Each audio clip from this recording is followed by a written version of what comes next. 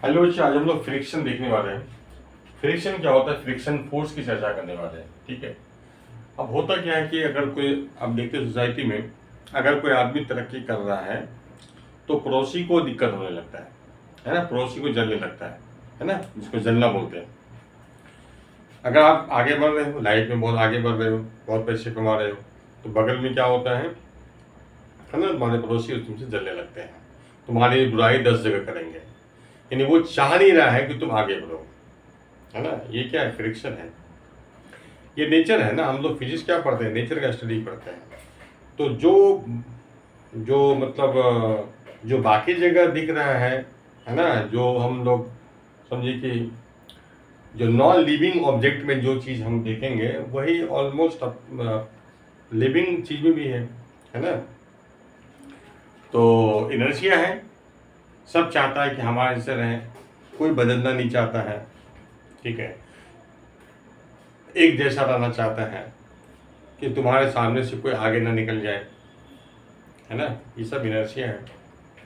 ठीक है, हम एक जैसा रहना चाहते हैं, हम अपने आप को चेंज करना नहीं चाहते हैं, बदलना नहीं चाहते हैं। ठीक है, एक बाइक वाला तुम्हारे बाइक के आगे निकल जाता है, तुम उसका पीछा करने लगते हो, स्पीड बढ़ाने लगते हो, है ना। तुम चाहते क्या हो कि ये सब कुछ हमारे जैसे रहे, हमसे आगे ना बढ़ जाए।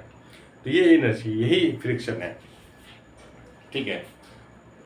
तो जब कोई बॉडी स्लाइड करता है या tends to slide on a surface of other object, किसी ऑब्जेक्ट के सरफेस पे कोई ऑब्जेक्ट स्लाइड कर रहा है, तो उन दोनों, है ना, तो उन सरफेस के बीच में दोनों ऑब्जेक्ट पे एक फोर्स लगेगा। ठीक है, एक्शन का रिएक्शन होगा। ठीक है, और ये फोर्स इस तरह से होगा कि उनके रिलेटिव मोशन रुक जाए। वो कोशिश करेगा कि दोनों साथ ही रहे, दोनों के बीच कोई रिलेटिव मोशन नहीं होना चाहिए, है ना, कोई किसी से आगे निकलना नहीं चाहिए। तो इसकी कोशिश में रहता है। ठीक है, तो इसी फोर्स को हम क्या बोलते हैं, फ्रिक्शन बोलते हैं। जैसे मान लीजिए कोई कोई ये है हॉरिजॉन्टल सरफेस, ये मान लीजिए ग्राउंड सरफेस है, और इसके ऊपर कोई ब्लॉक है। ठीक है, अगर हम कोई आदमी इसको पुश करेगा, कोई फोर्स लगा के पुश करेगा, जब कुछ हम कोई फोर्स नहीं लगाएंगे, फोर्स अगर 0 लगेगा तो कोई फोर्स नहीं लग रहा है, आराम से पड़ा हुआ है, आराम से पड़ा हुआ है। तो अभी जो ग्राउंड सरफेस जो है, ग्राउंड सरफेस, इस पे बस नॉर्मल रिएक्शन लगाएगा और अर्थ इस पे mg फोर्स लगाएगा, बस यही दो फोर्स लगेगा। ठीक है, कोई फ्रिक्शन यहाँ पे नहीं आएगा। लेकिन जैसे अगर किसी आदमी ने इसको पुश करना स्टार्ट कर देगा, ऐसा पुश कर रहे हैं, ठीक है, तो इस बॉडी में आगे जाने की, ठीक है, आगे जाने का जो है वो कोशिश करेगा। ये बॉडी आगे जाना चाहेगा क्योंकि इधर से फोर्स लग गया है। ठीक है, तो ये फोर्स इसको, इसके अंदर जो है मूव करने की क्षमता प्रोड्यूस करेगा, यानी ये चाहेगा कि हम मूव करें। ठीक है, मूव करना चाहेगा, लेकिन ग्राउंड बोले खबरदार, तुम्हें मूव नहीं करना है, रुक जाओ। क्लियर, क्योंकि हम तो रुके हुए हैं, हम तो रेस्ट में हैं, तो तुम काहे मूव कर रहा है। ठीक है, तो इसके रिस्पेक्ट में जब ये जाना चाहेगा इधर, तो ये ग्राउंड सरफेस इस पे फोर्स लगा देगा। ठीक है, ये ग्राउंड है, ठीक है, और इस पे फोर्स लगा देगा। तो अगर हम इसका एबिलिटी यहां बना के दिखाएं, ये है ब्लॉक, तो ब्लॉक पे इधर से फोर्स F लग रहा है, और इधर नॉर्मल रिएक्शन, इधर mg, ये नॉर्मल रिएक्शन भी यही ग्राउंड ने लगाया है, और क्योंकि जाना आगे चाह रहा है तो ये ग्राउंड इसको रोकेगा और जाने नहीं देना चाहेगा कि हमसे ऊपर आपको आगे जाने का जो क्षमता से प्रोड्यूस हो गया है उसको रोकना चाहेगा। और इसी रोकने के क्रम में ये ग्राउंड इस पे फोर्स लगा देगा सरफेस के अलोंग, ये है ना, सरफेस के अलोंग लगेगा। ठीक है, और इसी फोर्स को हम लोग बोलते हैं फ्रिक्शन। इसी को क्या बोलते हैं हम लोग, फ्रिक्शन बोलते हैं। अच्छा, अगर ग्राउंड कैविटी बनाया जाए तो ग्राउंड कैविटी इस तरह से बनेगा। ठीक है, इस पे ब्लॉक इसको पुश करेगा नॉर्मल रिएक्शन से, और ब्लॉक पे चूंकि इसने इधर लगाया है तो ब्लॉक इसको इधर लगा देगा, फ्रिक्शन वही फोर्स इधर लगा देगा। ठीक है, समझिए। जैसे मान लीजिए कोई एक पढ़ने वाला बच्चा है और एक नहीं पढ़ने वाला बच्चा है, दोनों दोस्त हो गया। तो नहीं पढ़ने वाला बच्चा चाहेगा कि ये हमारे जैसे ही रहे, ये ज़्यादा ना पढ़े, है ना, क्लियर। तो उसको रोकना चाहेगा, उसको डिस्टर्ब करना चाहेगा। और लेकिन जो पढ़ने वाला बच्चा है वो चाहेगा कि ये मेरे जैसा ये भी बने, हम मेरे जैसा ये भी पढ़ना शुरू कर दें। ठीक है, तो इस तरह से तो क्योंकि कोई भी आदमी अपने जैसा है वैसा रहना चाहता है। पढ़ने वाला बच्चा चाहेगा कि सब पढ़ने वाला बन जाए, मेरे जैसा बन जाए, और जो नहीं पढ़ने वाला है बोले कि मेरे जैसा ये ना पढ़ने वाला बन जाए। तो ग्राउंड नहीं चाहेगा कि ये मूव करे, क्योंकि ग्राउंड रेस्ट में है तो मूव करना नहीं चाहेगा। और ये ब्लॉक है ना, मूव चूंकि इसमें टेंडेंसी पैदा हो चुका है जाने का इस फोर्स की वजह से, इसलिए चलेगा बोलेगा तो ग्राउंड, क्योंकि तुम भी मेरे साथ चलो आगे। ठीक है, इसलिए आपको जो पढ़ने वाले बच्चे को दोस्ती नहीं पढ़ने वाले बच्चे से नहीं करनी चाहिए। ठीक, ठीक है। और जो नहीं पढ़ने वाले बच्चे हैं आपको दोस्ती पढ़ने वाले से बच्चे से होना चाहिए, ताकि आप पढ़ने वाला बन जाओ। ठीक है, तो ये होता है। तो ये ग्राउंड इसको रोकने की कोशिश करता है। अच्छा, ये फ्रिक्शन होता कैसे है, फ्रिक्शन कैसे होता है? मैंने क्या लिखा, स्लाइड या टेंसो स्लाइड। अच्छा, पहले फ्रिक्शन के टाइप्स पढ़ लेते हैं। तो फ्रिक्शन का दो टाइप है, स्टैटिक फ्रिक्शन, काइनेटिक फ्रिक्शन। ठीक है, अगर मान लीजिए फोर्स लगा, ठीक है, इस फोर्स के लगने से इस बॉडी में मूव करने का टेंडेंसी जागा, ये मूव करना चाहेगा। ठीक है, लेकिन मूव नहीं कर रहा है, मूवमेंट नहीं हो रहा है, अभी भी रेस्ट में है, रेस्ट में है, लेकिन उसके अंदर टेंडेंसी मूव करने का है, मूव करना चाहता है, लेकिन ग्राउंड इसको रोक दे रहा है।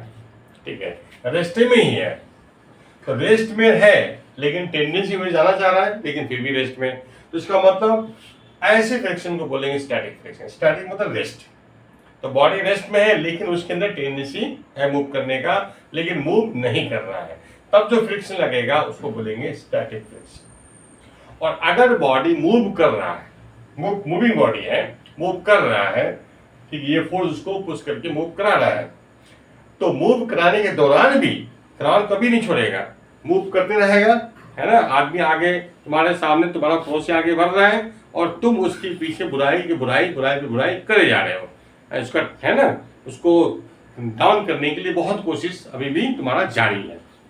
तो वही बात है, तो इसको बोलते हैं काइनेटिक फ्रिक्शन, यानी ये बॉडी पे लगते रहा है, मूव भी कर रहा है, और है ना, ये फोर्स इसको स्लो डाउन करने की कोशिश करेगा।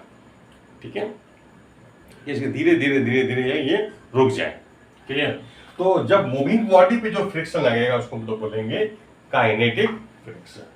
ठीक है, अच्छा, फ्रिक्शन क्यों होता है?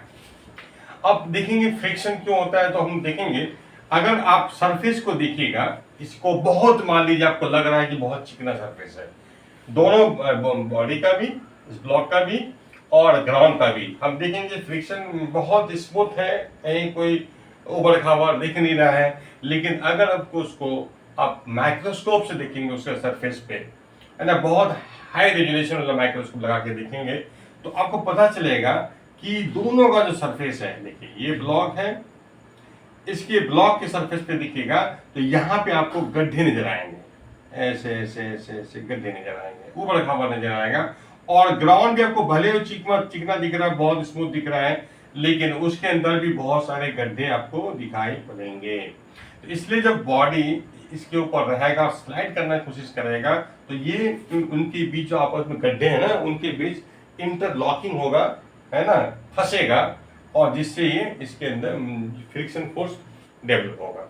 ठीक है, तो ये रीजन होता है फ्रिक्शन का।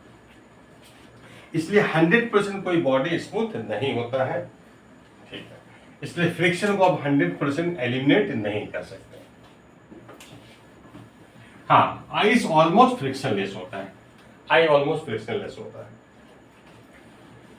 अब नेक्स्ट देखते हैं हम लोग, अब काइनेटिक फ्रिक्शन और जो स्टैटिक फ्रिक्शन है, इसको समझने के लिए एक एग्जांपल लेते हैं। ठीक है,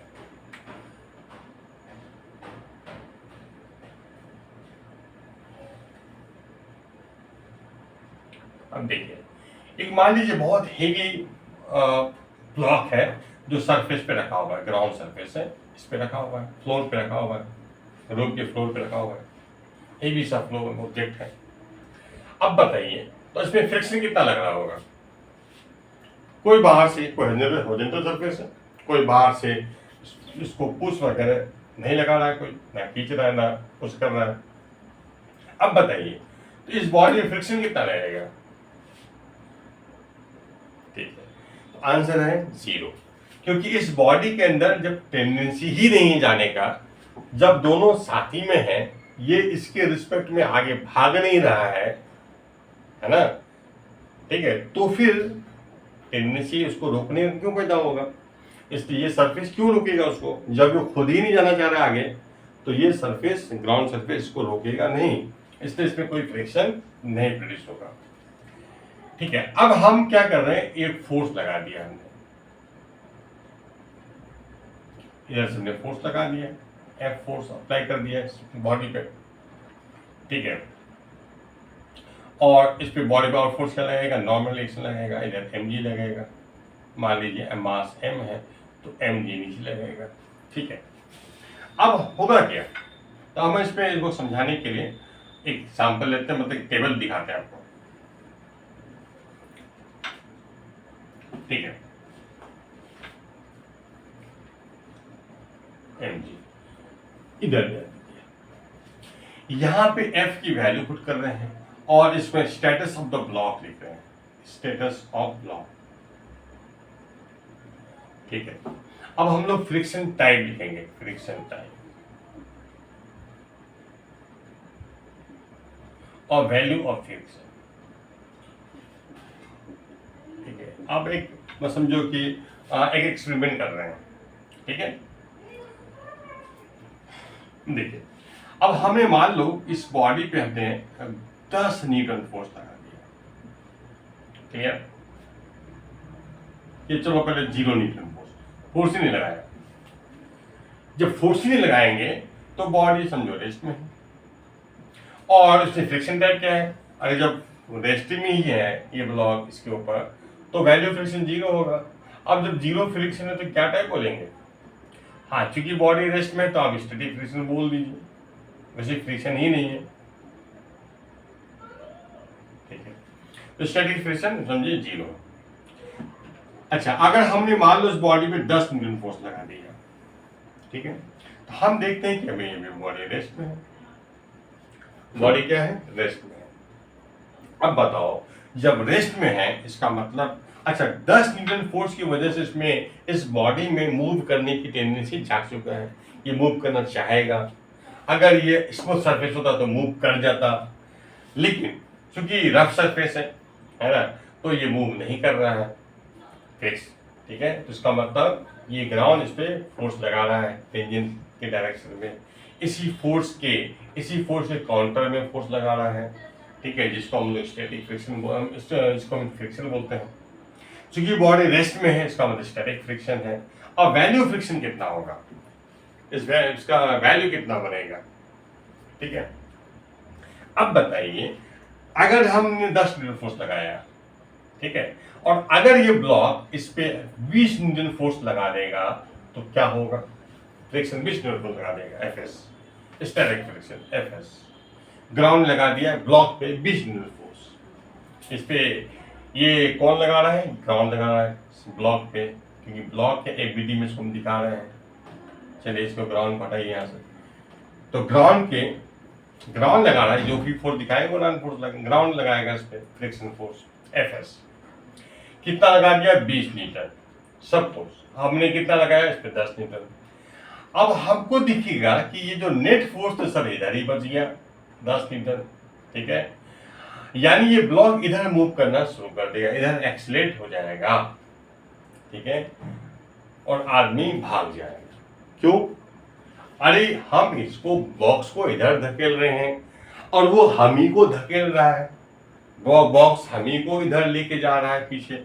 इसका मतलब है इस बॉडी में, इस ब्लॉक में एक आत्मा आ चुका है, भूत आ चुका है। ठीक है, तो आदमी डर के भाग जाएगा। इसका मतलब ऐसा होने वाला नहीं है। कि ऐसा नहीं होगा। तो ये स्टैटिक फ्रिक्शन कितना लगेगा, 10 ही लगेगा। अरे बॉडी जब रेस्ट में है, इसका मतलब है कि हमेशा रेस्ट में, हमेशा एक ही स्टेटस है मोशन का, कोई रेस्ट ही स्टेटस है। इसका मतलब इसका स्टेटस ऑफ मोशन चेंज नहीं हो रहा है, इसका मतलब इसका एक्सेलरेशन 0 है। और जब एक्सेलरेशन 0 होगा तो इसका मतलब हॉरिजॉन्टल डायरेक्शन में, इसका मतलब है कि हॉरिजॉन्टल डायरेक्शन में नेट फोर्स 0 होगा।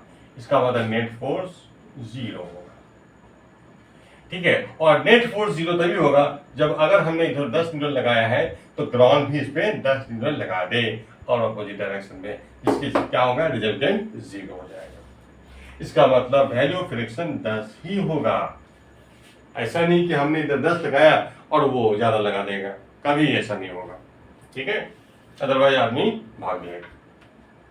अब मान लीजिए आदमी ने बढ़ा दिया, 20 न्यूटन फोर्स लगा दिया और हम देख रहे हैं कि अभी भी बॉडी रेस्ट में है। इसका मतलब स्टैटिक फ्रिक्शन, अच्छा चूंकि फोर्स लग रहा है, इसका मतलब बॉडी में टेंडेंसी मूव करने का जाग चुका है, जगा हुआ है, मूवमेंट और टेंडेंसी ज्यादा हो गया, पहले से ज्यादा टेंडेंसी बन चुका होगा यहाँ पे। इसका मतलब है ग्राउंड रोकने के लिए फोर्स को बढ़ाएगा। और चूंकि ये स्टेटस क्या है, रेस्ट है, बॉडी का रेस्ट में ही है, लेकिन फ्रिक्शन तो लगेगा क्योंकि इसमें टेंडेंसी जगा हुआ है मूव करने का, और ग्राउंड मूव नहीं कर रहा है। इसका मतलब है, ठीक है, अभी भी नेट फोर्स में 0 होगा। और ये फ्रिक्शन क्या है, स्टैटिक फ्रिक्शन कितना होगा, तो 20 न्यूटन। यानी अभी जो स्टैटिक फ्रिक्शन की जो वैल्यू होगी वो 20 न्यूटन हो जाएगी। तो देखिए स्टैटिक फ्रिक्शन जो होता है ना वो चेंज होते रहता है, उसका वैल्यू फिक्स नहीं रहता है, उसका वैल्यू फिक्स नहीं होता है। तो ग्राउंड उतना ही लगाएगा जितना जरूरत है। इधर से आदमी ने 20 लगाएगा तो भी बदले में 20 लगा देगा, समझे ना।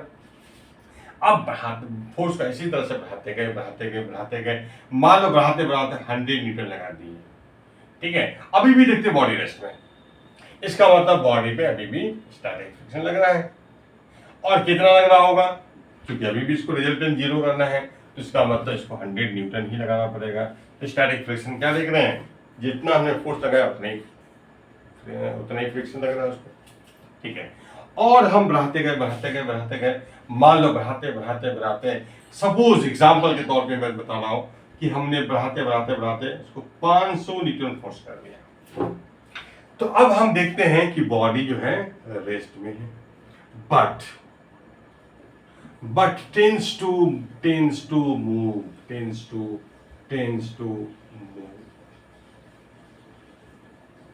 ठीक है।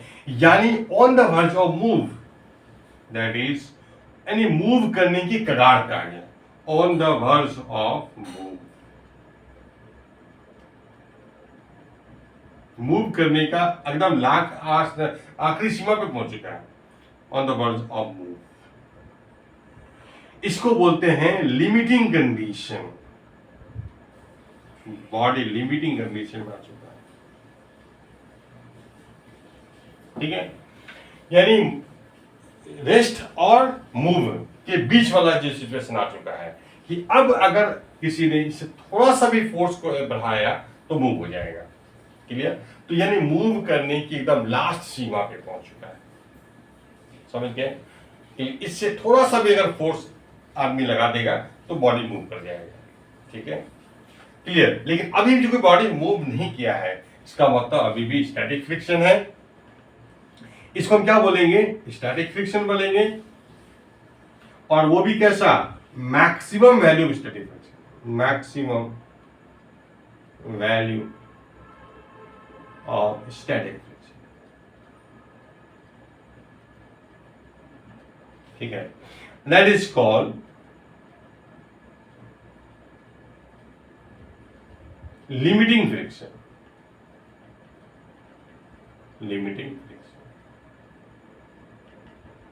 ठीक है। इसको हम लोग लिमिटिंग फ्रिक्शन बोलते हैं।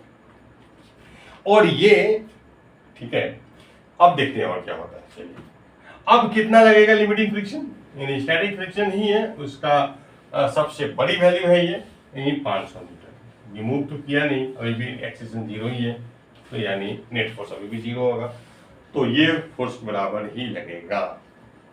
तो ये जितना भी आपको फ्रिक्शन वैल्यूज दिख रहा है ये सब स्टैटिक फ्रिक्शन के वैल्यूज हैं, स्टैटिक फ्रिक्शन। तो स्टैटिक फ्रिक्शन 0 से लेके एफलीन तक कुछ भी पॉसिबल है, ठीक है। अच्छा, अब यहां पे नोट कीजिएगा, अप्लाइड फोर्स हम बोलने वाले हैं, applied force, applied force F. ये क्या है अप्लाइड फोर्स? यानी net force acting on object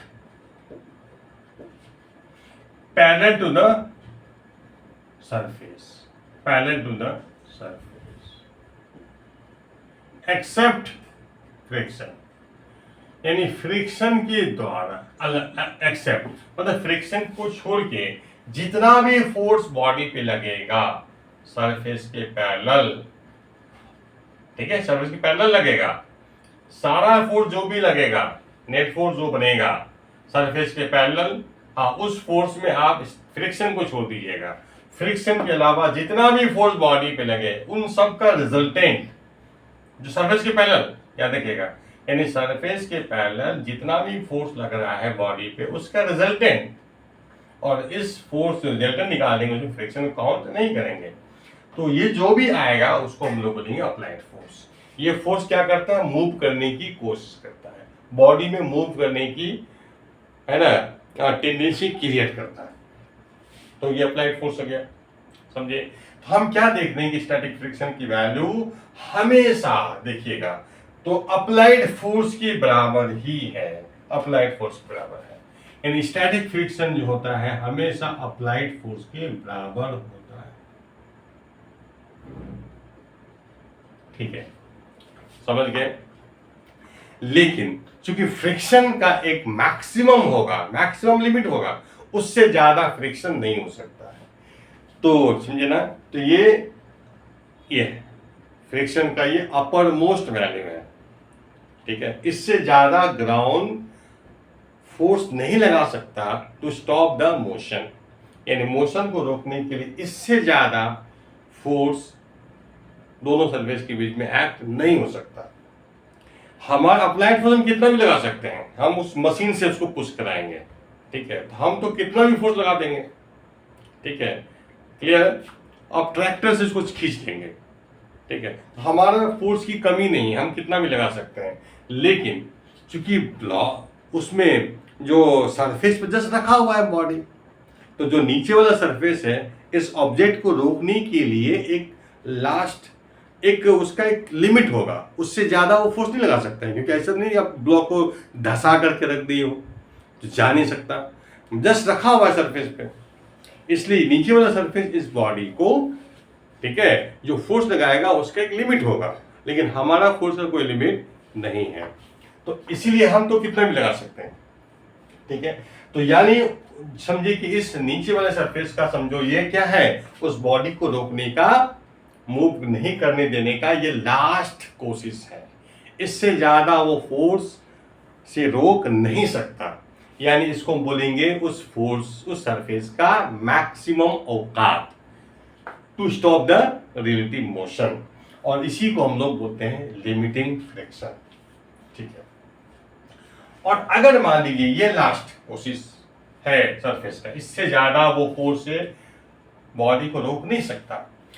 अगर मान लीजिए आपको कोई पड़ोसी आपसे जले और आपसे कितना भी नफरत करे, लेकिन आपके अंदर जुनून है कि मुझे, है ना, मुझे पूरी मतलब पूरा सक्सेस में चाहिए, है ना, हमें नीट निकालना ही है, एडवांस निकालना ही है, वो कितना भी हमसे जले, ठीक है, तो वो एक लास्ट उसका लिमिट होगा, लास्ट कोशिश होगा, उससे ज्यादा नहीं कर सकता है। अब ऐसा नहीं कि आपके सामने आ जाएगा और आपको रोक देगा, आपको मतलब जो है आपको बांध देगा रस्सी से कि आप ऐसा मत करो, मत जाओ पढ़ने के लिए, ठीक है, क्लियर है ना। तो रजा क्लासेस ज्वाइन मत करो, ऐसा तो रोक नहीं सकता, है ना, अदरवाइज थप्पड़ खा जाएगा, क्लियर है।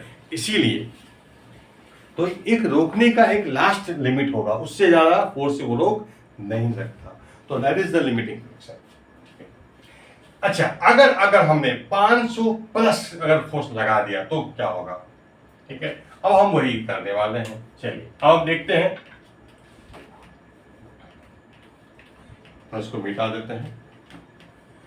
अब सपोज 500 प्लस 500.00001, यानी आपने 500 न्यूटन फोर्स लगा के था, अब पीछे से एक मच्छर आके टकरा गया, जिससे थोड़ा सा एडिशनल फोर्स और लग गया बॉडी पे, है ना, क्लियर है।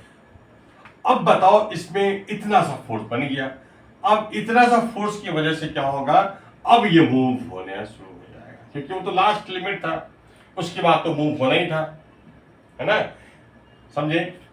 जैसे एग्जांपल के तौर पे एक बच्चे को आप डांटिए, बहुत छोटा बच्चा है, उसको आप डांटते हैं तो बच्चा थोड़ा नर्वस होता है, और कस के डांटिए और थोड़ा सा नर्वसनेस होगा, ठीक है, थोड़ा डरेगा, और डांट दीजिए, और डरेगा, और डांट दीजिए, और डरेगा, धीरे धीरे बच्चा का कॉन्फिडेंस डाउन होते होते होते होते एक लास्ट एक टाइम ऐसा होगा कि उसके बच्चे के पूरा आंख जो है पानी से भर जाएगा, अब लगता है कि रो देगा, अब रो देगा, अब रो देगा, ऐसा सिचुएशन बन जाएगा। उसके बाद आप थोड़ी सी भी अगर डांट उसको और एक्स्ट्रा पड़ गया तो ये भरभरा के जो है रोना स्टार्ट कर देगा। तो दैट इज द कंडीशन, यानी अब जो है इससे ज्यादा फोर्स अगर लगा तो अब उसको मूव करने से कोई रोक नहीं सकता, अब मूवमेंट हो जाएगा, ठीक है। अब जो फ्रिक्शन है, अभी फिर फ्रिक्शन लगेगा, फ्रिक्शन तो अभी भी लगेगा, लेकिन ये होगा काइनेटिक फ्रिक्शन, क्योंकि मूव करना है, फ्रिक्शन, ठीक है। और जो वैल्यू ऑफ फ्रिक्शन होगा, देखिए अब जो काइनेटिक फ्रिक्शन आ गया, अब काइनेटिक फ्रिक्शन जनरली क्या होता है, लिमिटिंग फ्रिक्शन से थोड़ा सा कम हो जाता है, तो मैं मान लेता हूं कि 498 मान लेते हैं, 2 ही न्यूटन फोर्स कम मान लिया। अब ये क्या होता है उसका फॉर्मूला हम बाद में बताएंगे कि लिमिटिंग फ्रिक्शन निकालने का क्या फॉर्मूला है और काइनेटिक फ्रिक्शन निकालने का क्या फॉर्मूला है, वो बाद में बताएंगे। हल्का सा कम होता है, ये एग्जाम्पल, ये पूरा एग्जाम्पल है, इसको आपको सही नहीं समझना है, आपको फ्रिक्शन समझाने के लिए एग्जाम्पल दे रहा हूं, ठीक है। इतना हो गया। अच्छा, अगर हमने 510 न्यूटन फोर्स लगा दिया, अभी भी मूव करेगा, इसका मतलब काइनेटिक फ्रिक्शन लगेगा।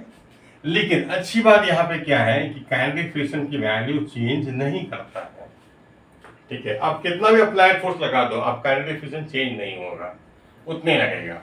अब मान लीजिए 520 लगा दिए, अब भी मूव करेगा, और ज्यादा एक्सटेंशन से मूव करेगा, एक्सटेंशन से मूव करेगा, और यानी यहाँ भी काइनेटिक फ्रिक्शन नहीं लगेगा, लेकिन उसकी वैल्यू 498 ही रहने वाला है।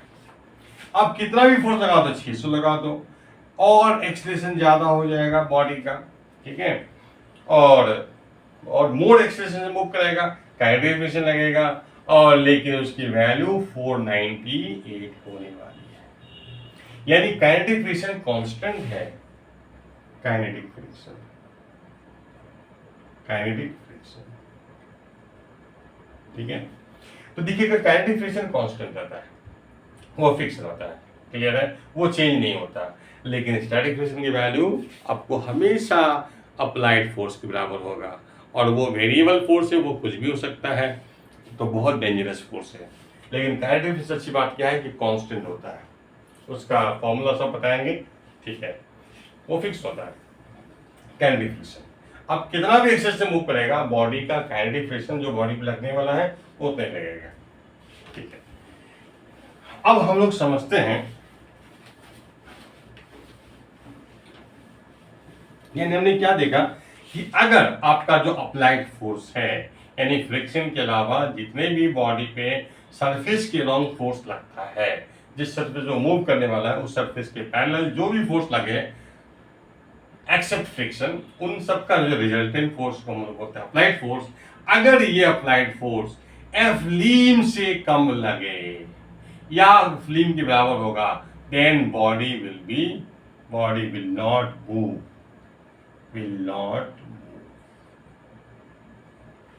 और अगर फोर्स अप्लाइड फोर्स एफ्लीम से ज्यादा हो जाए, नोट कर लीजिए इसको,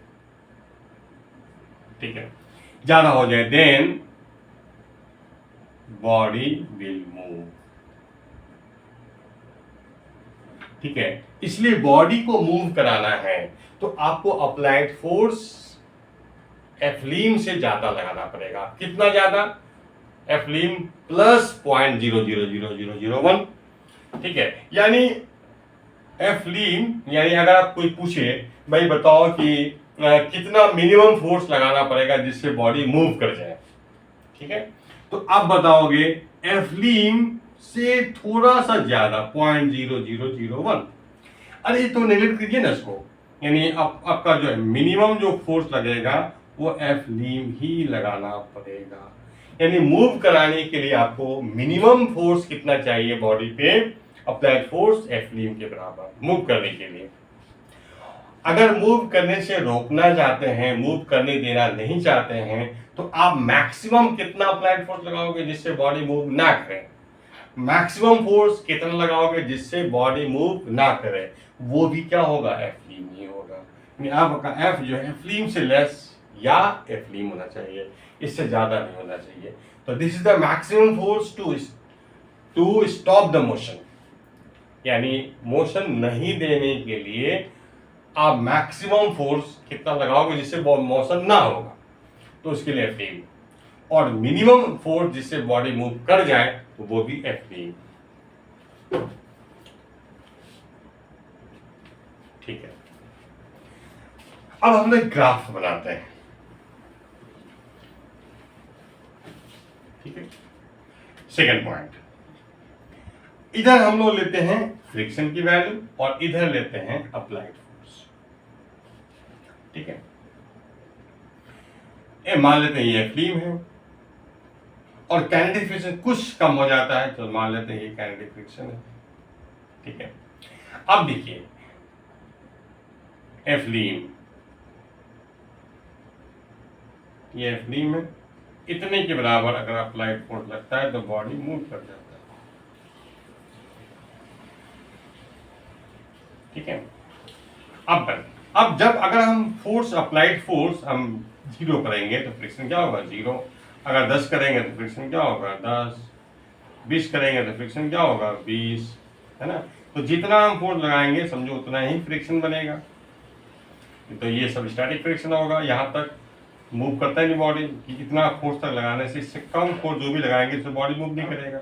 और आपको यानी फ्रिक्शन जो है स्टैटिक फ्रिक्शन लगेगा और वो उतना ही लगेगा जितना आप फोर्स लगाओगे, यानी ये वैल्यू और ये वैल्यू इक्वल ही होगा, यानी y equal to X line, y बराबर x इक्वेशन बनेगा, लाइन ग्राफ होगा ये। ठीक है, यानी समझे ना। तो ये है आपका एंगल 45 डिग्री होगा क्योंकि इसका स्लोप 1। ठीक है, जितना फोर्स 20 है तो आप 20 ही आएगा।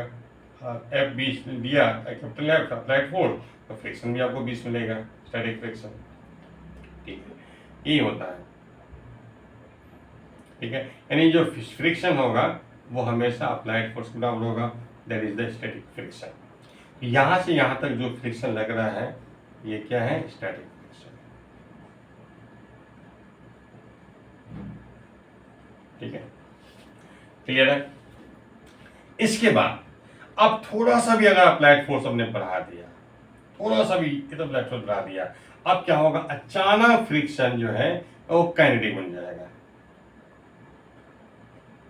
ऐसा कुछ होगा, और फिर ये फोर्स आपका फिक्स हो जाएगा। हल्का सा भी प्लस कर दिया, हल्का सा भी प्लस कर दिया, थोड़ा सा इतने से ज्यादा है, इतने सा फोर्स ज्यादा है, अब ये मूव कर जाएगा। ठीक है, तो ग्राफ कुछ इस तरफ से थोड़ा सा दिखा देते हैं इसको, ऐसा कुछ इतना सा ज्यादा फोर्स लगा दिया है ना, समझाने के लिए।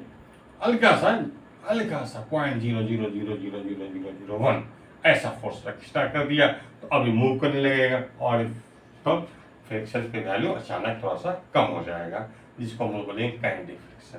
तो ये जो आपका रेंज आ गया ये है काइनेटिक फ्रिक्शन।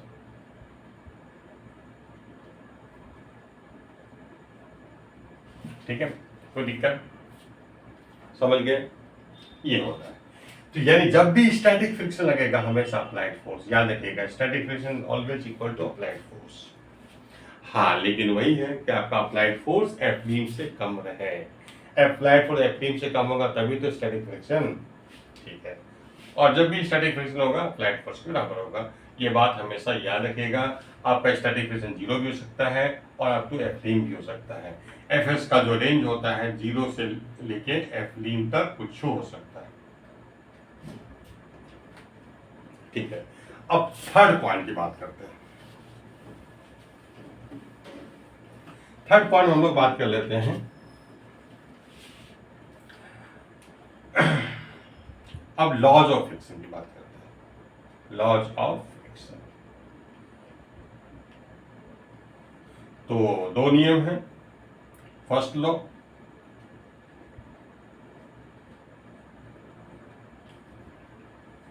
ठीक है,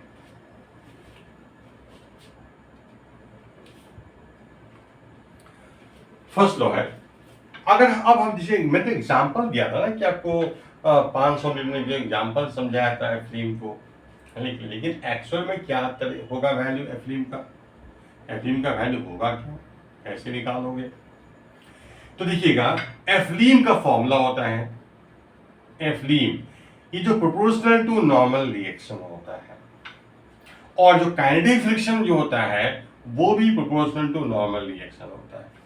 जितना ज्यादा फोर्स से सरफेस को प्रेस करेगा उतना ज्यादा नॉर्मल, उतना ज्यादा लिमिटिंग फ्रिक्शन और ये काइनेटिक फ्रिक्शन होता है। जितना ज्यादा प्रेस कीजिएगा मतलब नॉर्मल फोर्स ज्यादा बढ़ गया, तो नॉर्मल फोर्स बढ़ेगा तो आपका लिमिटिंग फ्रिक्शन काइनेटिक फ्रिक्शन दोनों बढ़ जाएगा। ठीक है ना। अब इस प्रोपोर्शनल को हटाने के लिए एक प्रोपोर्शनल कांस्टेंट चाहिए जो यहाँ पे म्यू एस बोलते हैं, यानी कोफिशिएंट ऑफ स्टैटिक फ्रिक्शन, और यहाँ पे इस प्रोपोर्शनल कांस्टेंट यहाँ पे होता है म्यू के। ठीक है, तो म्यू एस और म्यू के जो है एन पे डिपेंड नहीं करेगा, ये डिपेंड करेगा सरफेस, दोनों ब्लॉक और जो सरफेस में रखे हो ब्लॉक को, उन दोनों सरफेस का रफनेस लेवल कैसा है, कैसा रफ है। ज्यादा रफ है तो ज्यादा म्यू बनेगा, कम रफ है तो कम म्यू बनेगा। ठीक है, उसमें ठीक है चिकनापन ज्यादा बढ़ा दोगे, तेल वेल डाल देंगे, पाउडर छिड़क देंगे तो आपका फ्रिक्शन कोएफिशिएंट घट जाएगा। ठीक है, और दूसरा, अब वो दोनों सरफेस किस मटेरियल का बना हुआ है, यानी उस पर डिपेंड करता है। ठीक है, clear. For a given pair है ना, सब ब्लॉक और जो नीचे से सरफेस है, दोनों के गिवन पेयर के लिए वो म्यू और म्यू के और म्यू एस क्या होता है, कांस्टेंट होता है। ठीक है, अच्छा म्यू एस को हम लोग क्या बोलिए, कोफिशिएंट ऑफ स्टैटिक फ्रिक्शन,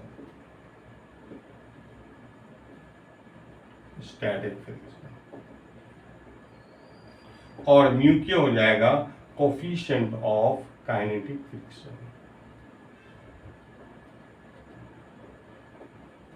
ठीक है, तो ये एक्चुअल फॉर्मूला ये है, ये आपको दिया जाएगा, म्यू के और म्यू एस दिया जाएगा। यहां ध्यान दीजिएगा कि म्यू एस जो होता है ना वो हल्का सा ज्यादा होता है म्यू के से, लेकिन बहुत ज्यादा गैप नहीं होता है, ऑलमोस्ट सेम ही होता है, लेकिन थोड़ा ज्यादा होता है, म्यू एस ज्यादा होता है, इसीलिए एफलीम थोड़ा सा ज्यादा हो जाता है एज कंपेयर टू एफ के। हमने एग्जाम्पल लिया था 500 न्यूटन और इसका एग्जाम्पल लिया था 498, 2 न्यूटन कम कर लिया था, तो म्यू एस जो होता है म्यू के से ज्यादा होता है। ठीक है, क्लियर। हाँ, अगर मान लीजिए आपका म्यू एस और म्यू के किसी क्वेश्चन में इक्वल दे देगा तो फिर आप क्या करोगे, फिर आपका एफलीम और एफ के सेम ही है ना, तो फिर ऐसे केस में ग्राफ आपका ऐसे ही हो जाएगा। अगर ये बोल देगा कि म्यू एस बराबर म्यू के, तो आपका एफ लीम और एफ के सेम हो जाएगा। ठीक है, तो आपका जो ग्राफ ऐसा हो जाना चाहिए। ठीक है, क्लियर। अच्छा, किसी क्वेश्चन में मान लीजिए म्यू के और म्यू एस अलग अलग दिया हुआ है तो कोई बात ही नहीं है। मान लो अगर बस फ्रिक्शन कोएफिशिएंट लिखा हुआ है, बस म्यू लिखा हुआ है, ठीक है, तो इसका मतलब है कि आप म्यू एस की जरूरत पड़े तो वो भी वही ले लो, और म्यू के की जरूरत पड़े तो भी उसी को वैल्यू ले लो। ठीक है, क्लियर हो गया ये सारा इंफॉर्मेशन। तो एफलीम और है ना, जो कि स्टैटिक फ्रिक्शन का मैक्सिमम वैल्यू होता है, उसका वैल्यू पता चलेगी आपको, और एफ के लिए वैल्यू मान चल गया। ठीक है, ये हो गया फर्स्ट लॉ। और सेकेंड लॉ जो हम लोग पढ़ेंगे,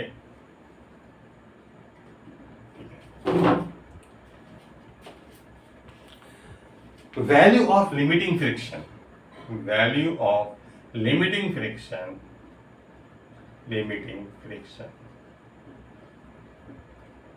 as well as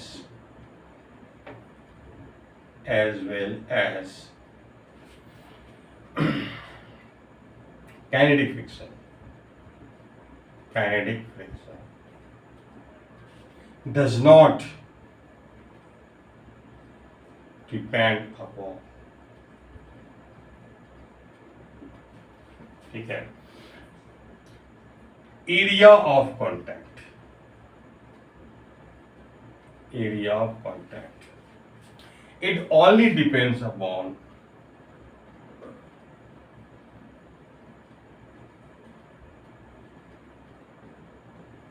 normal reaction force, normal reaction force। ठीक है, दिस एग्जाम्पल देखिए, जैसे मान लीजिए कोई ब्लॉक है, ठीक है, एग्जाम्पल के तौर पे समझा रहा हूं, ये मान लीजिए ब्लॉक है,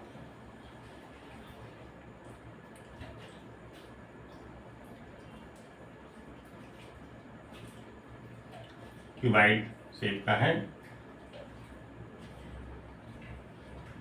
ठीक है, ऐसा ब्लॉक है, ये लेंथ है मान लीजिए 20 सेंटीमीटर लेंथ है, और ये हाइट है 15 सेंटीमीटर, और ये है 5 सेंटीमीटर, विड्थ 5 सेंटीमीटर और हाइट है 15 सेंटीमीटर, और इसका आगे हॉरिजॉन्टल सरफेस पे रखा हुआ है, हॉरिजॉन्टल सरफेस रखा हुआ है, इसका है वेट है 20 केजी का ब्लॉक है, ठीक है।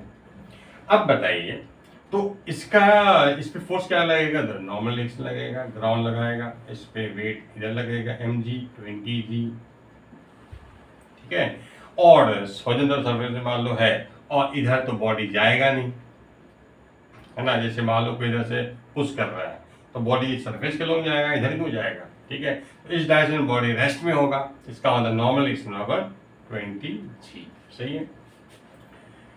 अभी एरिया ऑफ कॉन्टैक्ट कितना हो गया, 20 × 5 100 centimetre square area of contact हो गया, क्योंकि जो ग्राउंड सरफेस पे नीचे है, जो सरफेस पे है, तो ये एरिया ऑफ कॉन्टैक्ट कितना हो गया, 20 × 5 100 सेंटीमीटर स्क्वायर।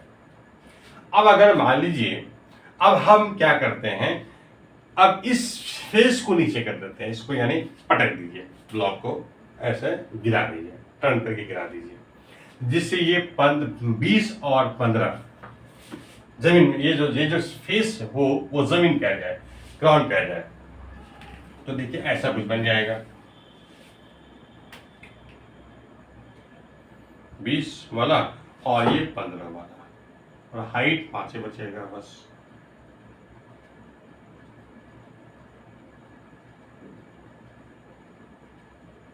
ठीक है, ऐसा वाला बचेगा। अच्छा, मास तो अभी भी उसका 20 kg का ही अभी भी है, इसी के पैरेलल दिखाना चाहिए, ठीक है।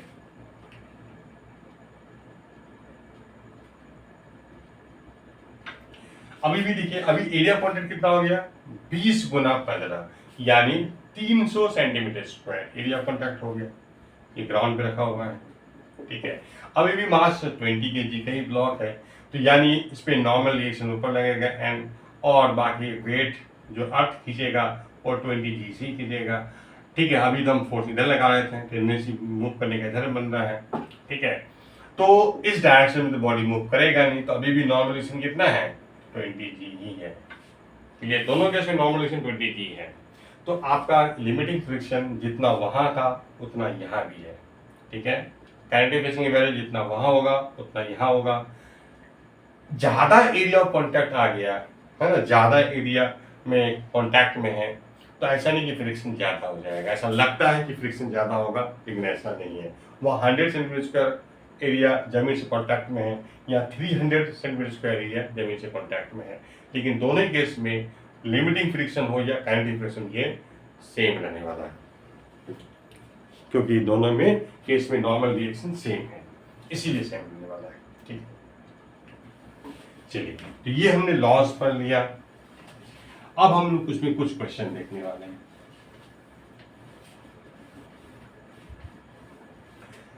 अब मान लीजिए कि ये ब्लॉक है सपोज, और ये ब्लॉक है 10 kg का ब्लॉक है। आपको जी का वैल्यू लेना है 10 मीटर पर सेकेंड स्क्वायर। ठीक है, सपोज किसी ने इस पे फोर्स इधर लगा दिया और लगा दिया यहाँ पे 50 न्यूटन फोर्स लगा दिया। ठीक है, समझ गए। और नीचे जिस जमीन पे रखा हुआ है, ग्राउंड पे रखा हुआ है, इस दोनों ब्लॉक का सरफेस और ग्राउंड सरफेस के बीच जो फ्रिक्शन कोफिशिएंट है म्यू एस दिया हुआ है 0.6 और म्यू के दिया हुआ है 0.5। अब मुझे बताना है कि क्या ये ब्लॉक सरफेस से मूव करेगा। ठीक है, करेगा तो बताओ एक्सेलेरेशन क्या होगा, और अगर नहीं करेगा तो बताओ स्टैटिक फ्रिक्शन कितना लगेगा। समझे, ये हमारा क्वेश्चन है। स्टैटिक फ्रिक्शन के लिए बताओ अगर बॉडी मूव नहीं करेगा, अगर मूव करेगा तो अब फ्रिक्शन बता दो, और फिर तब आपको एक्सेलेरेशन भी बताना है। ठीक है, ये है क्वेश्चन। तो इन सब के लिए हम क्या करेंगे, एफबीटी बनाएंगे, है ना। तो ये जो ग्राउंड है इस पर क्या क्या फोर्स लगाएगा। एक तो नॉर्मल रिएक्शन लगने वाला है ब्लॉक पे, और एक इस पे अर्थ खींचने वाला है 10G से, यानी 10 गुना 10 100 न्यूटन फोर्स हो गया। ठीक है, अच्छा अब ये जो इस फोर्स की वजह से इस बॉडी में टेंडेंसी इधर मूव करने का हो गया। ठीक है, मूव करेगा इधर। अच्छा, टेंडेंसी जानना हो तो नीचे का सरफेस को आप स्मूथ मान लो आइस पे रखा हुआ है ब्लॉक। अब ये फोर्स लगाओ तो फिर बार इधर ही मूव करेगा, तो टेंडेंसी इधर है मूव करने का। अभी मान लो मूव नहीं भी करेगा तो टेंडेंसी है मूव करने का, इसका मतलब ग्राउंड फोर्स लगाएगा। ठीक है, अब हम देखते हैं ये जो फ्रिक्शन लगाएगा, अच्छा इस फ्रिक्शन का जो एफ लीम वैल्यू कितना होगा ये पता करते हैं, एफ लीम कितना होगा। ठीक है, आपको सबसे पहले ये श्योर करना है कि बॉडी मूव करेगा कि नहीं करेगा। करेगा तो काइनेटिक फ्रिक्शन, नहीं करेगा तो स्टैटिक फ्रिक्शन। तो मूव करना या नहीं करना ये डिपेंड करता है कि अप्लाइड फोर्स एफलीम से ज्यादा है या कम है। ज्यादा है तो मूव करेगा, नहीं तो मूव नहीं करेगा। एफलीम पहले निकालना जरूरी है, यानी ये जो नीचे का सरफेस है ये इसकी कितनी औकात है इस ब्लॉक को रोकने के लिए, कितना फोर्स है वो रोक सकता है, मैक्सिमम कितना फोर्स लगा सकता है to stop the motion of the block. तो एफलीम निकालेंगे तो mu S into N formula है। अच्छा, इस डायरेक्शन में बॉडी तो मूव कर ही नहीं सकता, इधर कहां से जाएगा, इधर न जाएगा। ठीक है, तो इस डायरेक्शन में एक्सेलेरेशन 0 ही होना है। ठीक है, इसका मतलब नेट फोर्स इस डायरेक्शन में 0 होना है। तो वर्टिकल डायरेक्शन में नेट फोर्स 0, तो ये दो वेक्टर का रिजल्टेंट 0 का मतलब है कि दोनों वेक्टर अपोजिट डायरेक्शन में रहे और इक्वल मैग्नीट्यूड का रहे, तो ये दोनों का मैग्नीट्यूड इक्वल होगा। इसका मतलब 100 न्यूटन का नॉर्मल रिएक्शन लगेगा। अब यही वैल्यू यहाँ पे म्यू एस 0.6 और ये 100, यानी कितना हो गया 60 न्यूटन। देखिए, यानी ये जो सरफेस है, ये सरफेस इस ब्लॉक पे पूरा कोशिश करता है सरफेस कि मूव ना करे, क्योंकि ये ग्राउंड सरफेस है, ये रेस्ट वाला सरफेस है, ये सरफेस रेस्ट में है, तो ये पूरा कोशिश करेगा कि ये भी रेस्ट में ही रहे। जितना कोशिश करेगा पूरा ताकत लगा देगा, लेकिन उसकी पूरी ताकत कितनी है तो 160 न्यूटन। लेकिन इस फोर्स, ये फोर्स कितना है 50 न्यूटन। अरे जब ये 50 न्यूटन फोर्स लगाएगा, और ये लगा सकता है स्टॉप करने के लिए 60 न्यूटन तक वो लगा सकता है रोकने की कोशिश में। ठीक है, तो इसका मतलब इजीली रोक देगा, इजीली रोक देगा। इसका मतलब बॉडी रेस्ट में ही रहेगा, क्योंकि जो आपका अप्लाइड फोर्स है वो एफलीम से कम है, एफलीम से कम। इसका मतलब बॉडी विल नॉट मूव। इसलिए जो फ्रिक्शन जो एक्ट होगा, जो ग्राउंड फ्रिक्शन लगाएगा वो स्टैटिक लगाएगा, और स्टैटिक फ्रिक्शन की वैल्यू आप हमें कभी नहीं बोलोगे 60 हो जाएगा, एफलीम हो जाएगा, नहीं, वो अप्लाइड फोर्स के बराबर होता है, यानी 50 न्यूटन।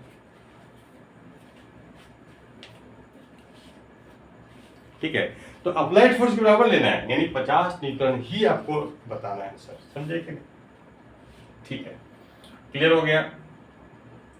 अच्छा, सेम सिचुएशन सेम क्वेश्चन लेते हैं। अब ये फोर्स हम बढ़ा देते हैं, ठीक है।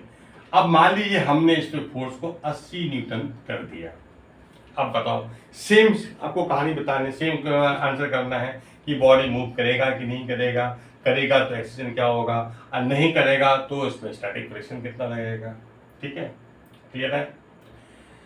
तो अब हमने, अच्छा यहाँ पे देखिएगा तो इस डायरेक्शन में कोई फोर्स, इस डायरेक्शन में क्योंकि बॉडी मूव कर ही सकता है, क्योंकि जब भी मूव करेगा सरफेस के लोग भागेगा, इधर हवा में कहाँ जाएगा, ठीक है। तो इसका मतलब है कि नॉर्मल इस डायरेक्शन में नेट फोर्स 0 होगा, अभी भी एक्सेलेरेशन 0 मतलब नेट फोर्स 0 होगा, यानी एन इतना ही होगा। तो एफ लीम जब निकालोगे तो आपको म्यूएस इंटू एन ही करना है, यानी 60 ही होगा। तो एफ लीम 60 है, ठीक है। लेकिन अब हमने फोर्स कितना लगा दिया है, 80 न्यूटन लगा दिया है। अब मेरा अप्लाइड फोर्स जो है, अप्लाइड फोर्स वो एफलीम से ज्यादा हो गया। इसका मतलब बॉडी विल मूव, ठीक है। देखिए ये सरफेस की मैक्सिमम औकात है ना, वो इतना फोर्स तक रोक सकता है, उससे ज्यादा उसके बस की बात नहीं है रोक पाना, ठीक है। उससे ज्यादा वो फोर्स से अपोज नहीं कर सकता है, इसलिए अब बॉडी को मूव करना ही पड़ेगा। और जब बॉडी मूव करने लगेगा तो इसका मतलब फ्रिक्शन जो लगेगा वो काइनेटिक फ्रिक्शन लगेगा, और जिसकी वैल्यू म्यू के इंटू एन हो जाता है, यानी कितना, म्यू के इंटू एन, यानी फ्रिक्शन कितना, म्यू के कितना 0.5 इंटू एन मतलब 100, यानी 50 न्यूटन। इसका मतलब ये 50 न्यूटन फोर्स हो गया। अब बताओ क्या होगा, ठीक है। अब बॉडी एक्सीलरेट करेगा, इधर है नेट फोर्स ज्यादा, इधर ये 80 है, ये 50 है, सरफेस के पैरेलल फोर्स यही है, इस डायरेक्शन में एक्सीलरेट करेगा, सरफेस के लोग मूव करेगा विद एक्सीलरेशन। अब हम बताइए कितना एक्सीलरेशन होगा। अब हम बताएंगे न्यूटन का सेकेंड लॉ लगाएंगे। तो in the direction of acceleration net force कितना है, तो 80 minus 50 equal to mass into acceleration. This is equal to 30, तो 10 a equal to 3 मीटर पर सेकेंड स्क्वायर, ठीक है, क्लियर हो गया। तो इस तरह से एक और एग्जांपल समझ लीजिए, जैसे मान लीजिए हमारे पास 100 रुपये हैं, ठीक है। तो इसका मतलब उस मोमेंट पे हम किसी भी भिखारी को, मान लो हमारे पास आ गया भिखारी और हमें कुछ पैसे की डिमांड करने लगा, और उस वक्त मेरे जेब में 100 रुपये रखा हुआ है, यानी उस टाइम भी मेरी औकात है 100 न्यूटन हम डोनेट कर सकते हैं। अब वो आगे पूछेगा, अगर अच्छा कुछ डिमांड ही ना करे, सामने वाला आकर के डिमांड ही नहीं कर रहा है, तो इसका मतलब हम पैसा देंगे नहीं उसको। अब बोलेगा कि मैं 10 का नोट दे दो, तो ठीक है, तो हमने 10 दे दिया, 10 रुपये दे दो, मेरे पास सब चेंज है, ठीक है, हम कितना भी दे सकते हैं, पूरा चेंज है। तो 10 का डिमांड करेगा तो हम 10 दे सकते हैं, 20 का डिमांड करेगा तो 20 सप्लाई कर सकते हैं, दे सकते हैं, 30 का बोलेगा तो 30 हम दे सकते हैं। अब 100 का बोलेगा, डिमांड करेगा तो 100 दे सकते हैं, उससे ज़्यादा हम दे नहीं सकते हैं। उससे ज़्यादा बोलेगा तो भाई चलो मेरे पास नहीं है, आप जा सकते हैं, ठीक है, क्लियर। इसी तरह से यहाँ पे होता है। तो एफलीम है ग्राउंड का मैक्सिमम औकात, यानी जो नीचे का जो सरफेस है ब्लॉक को इतना फोर्स से अपोज करेगा, पूरी कोशिश करेंगे आगे इमरेस्ट में रहे, ये पूरी कोशिश करता है, यानी इतना फोर्स तक वो रोकना चाहता है।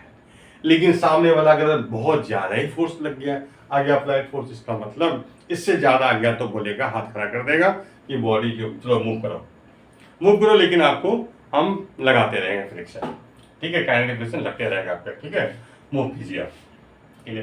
तो यही बात है यहाँ पे, यानी इससे ज्यादा फोर्स से वो अपोज नहीं कर सकता है। तो इससे ज्यादा अगर जब भी अप्लाइड फोर्स होगा तो मूवमेंट स्टार्ट हो जाएगा, लेकिन फ्रिक्शन लगेगा वो काइनेटिक फ्रिक्शन लगेगा, और फिर आपको एक्सेलेरेशन मिलेगा, ठीक है। तो इस तरह से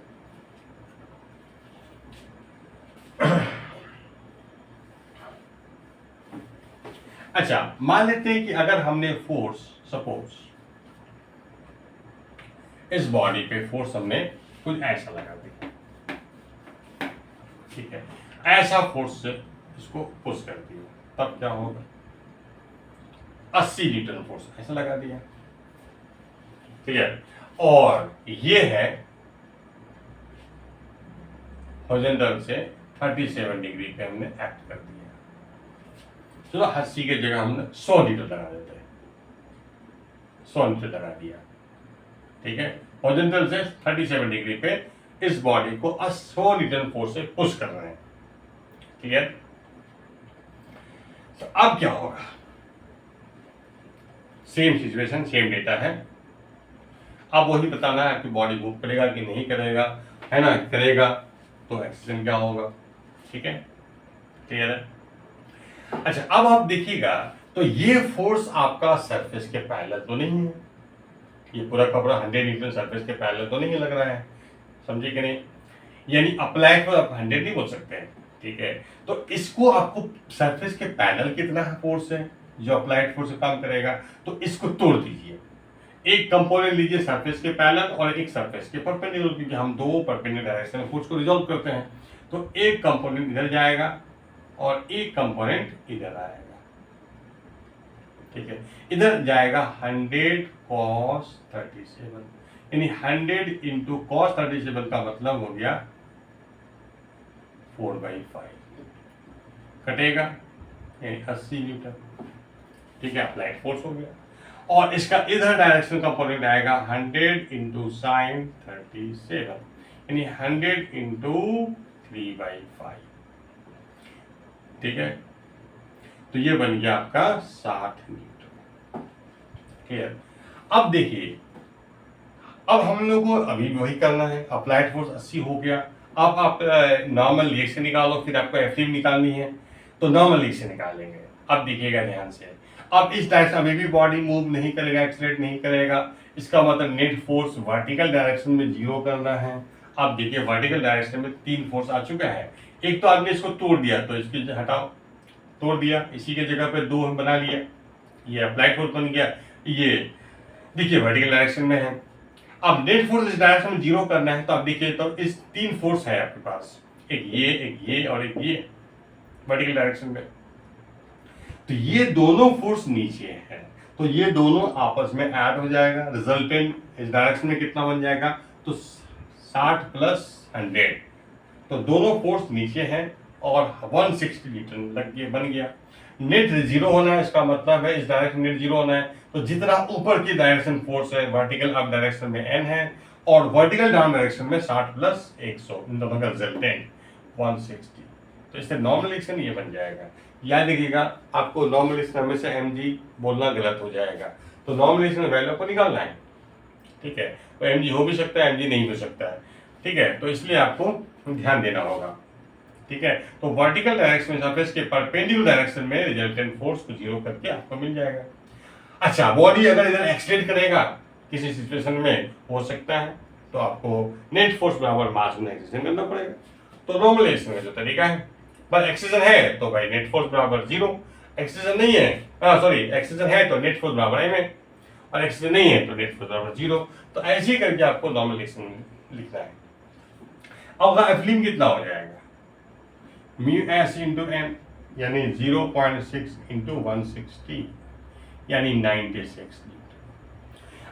अभी अप्लाइड फोर्स कितना है, 80, तो आपका जो 80 है वो एफलिम से कम पड़ गया, समझे, इसलिए बॉडी मूव नहीं करेगा, विल नॉट मूव,